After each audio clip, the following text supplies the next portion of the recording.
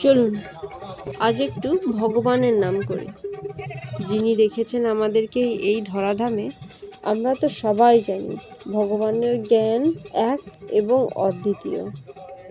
যা কিছু দিয়েছেন সব কিছুই তেনারই দান, অপার ও পরম জ্ঞান, যা সমস্ত সৃষ্টির রক্ষা প্রতিক্রিয়ার মূল উৎস। আমাদের এই হিন্দু শাস্ত্রে আমরা চারটে দর্শনকে বিশেষভাবে মানি, যেমন হচ্ছে বেদ, উপনিষদ, গীতা আর পুরাণ। এই জ্ঞানের ব্যাখ্যা সুস্পষ্টভাবে দেওয়া হয়েছে। ভগবানের জ্ঞান মানবের জ্ঞানের সীমার বাইরে। এটি সর্বঙ্গ, সর্বদর্শন ও সর্বসত্তার বৃদ্ধি। ভগবানের সর্বজ্ঞ, তিনি অতীত, বর্তমান ও ভবিষ্যৎ সব কিছু জানেন। তিনি জানেন প্রতিটি প্রাণীর কর্ম, চিন্তা ও ভবিষ্যতের ফলাফল। ভগবান শ্রীকৃষ্ণের গীতাতে ৭ম অধ্যায়ে বলেছেন, আমি সমস্ত জীবের হৃদয়ে অধিষ্ঠান করি।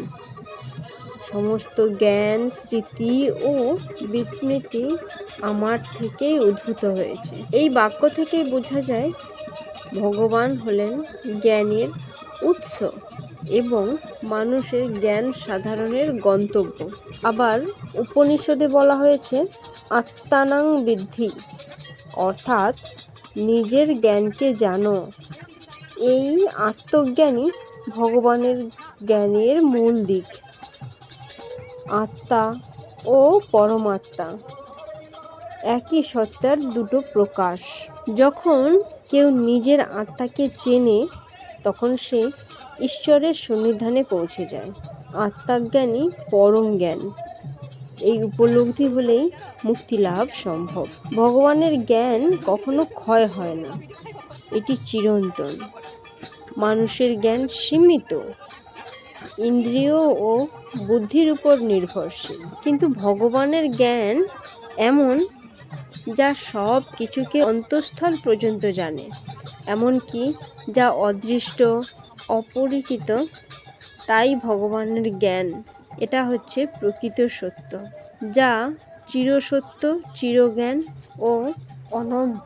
গীতায় আবার বলা হয়েছে, যে ভক্তির মাধ্যমে ভগবানের জ্ঞান অর্জন করা হয়, যিনি মন থেকে ভগবানের আরাধনা করেন, ভগবান তাকে নিজের দিব্য জ্ঞান দান করেন, যাতে সেই ভক্ত তাকে চিনতে পারেন।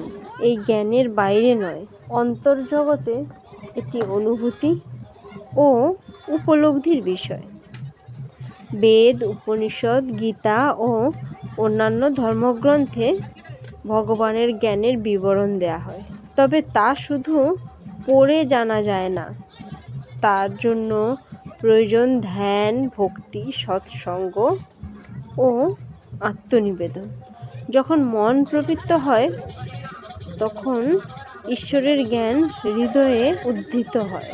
ভগবানের জ্ঞান এমন এক আলো, যা অজ্ঞাত অন্ধকারকেও দূর করে।